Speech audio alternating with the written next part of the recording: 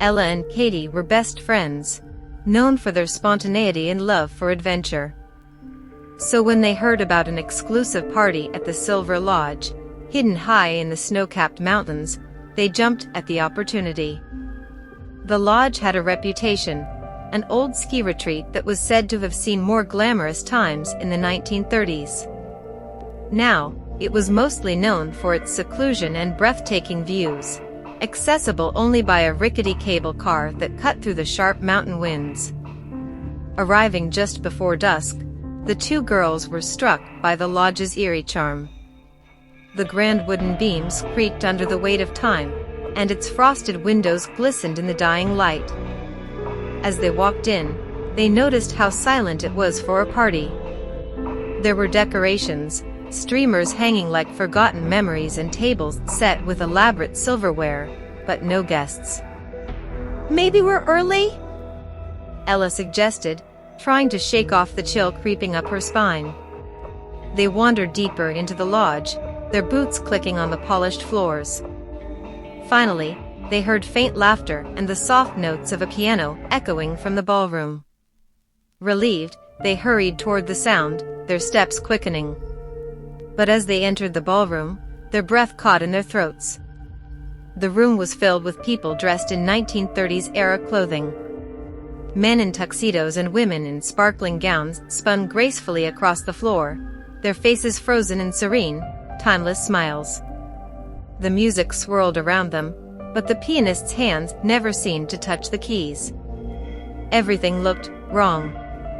"Is this some kind of themed party?" Katy whispered, her voice shaky. Ella squinted at the dancers. Something about their movements was too smooth, too synchronized. She leaned in closer to one of the couples, and her heart skipped a beat. Their feet weren't touching the floor. "They're not real. They're not alive." Suddenly, the music stopped, and the dancers froze mid-step. The room fell into an unnatural silence as every head slowly turned toward Ella and Katy.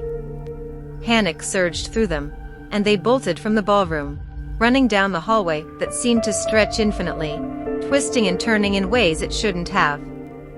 They stumbled into a dimly lit parlor where a single figure sat by the fireplace.